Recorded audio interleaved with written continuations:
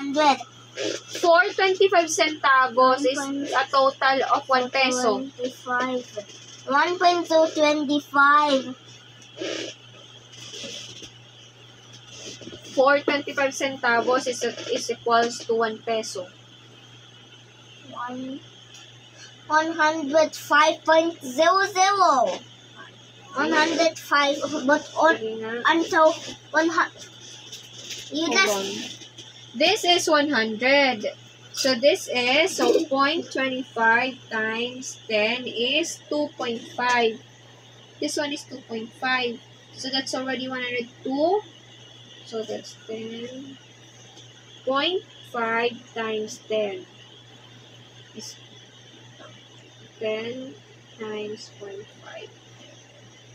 Let's see if your answer is correct. You answer it already. C. Is it correct?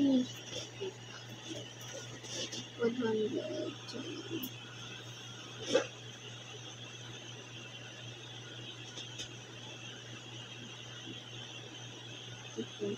The third is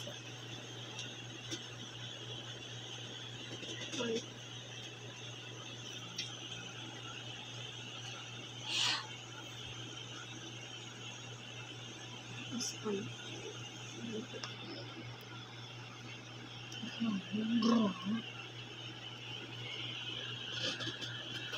Plus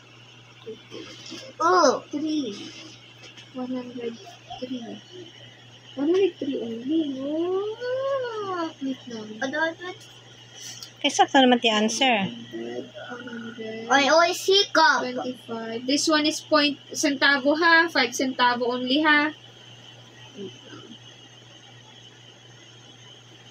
Tama. Sige, go. Next. You get a correct 5 answer, Sian. tens. And then 8 50. peso. 1 peso. 58. 58. And there are 6.25 centavos. 59.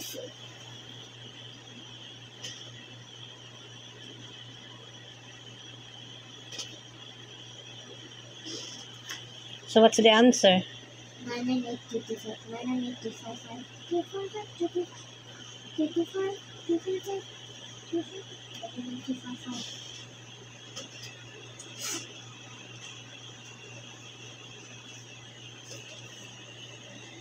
No need to put the centavo sign. No need to put like this one. 50, 58, 59, 0.5. Tama. Next. Last one. Then 2.5. Yes, 2.5. 2.50 centavos. Okay. And 2.75. 2.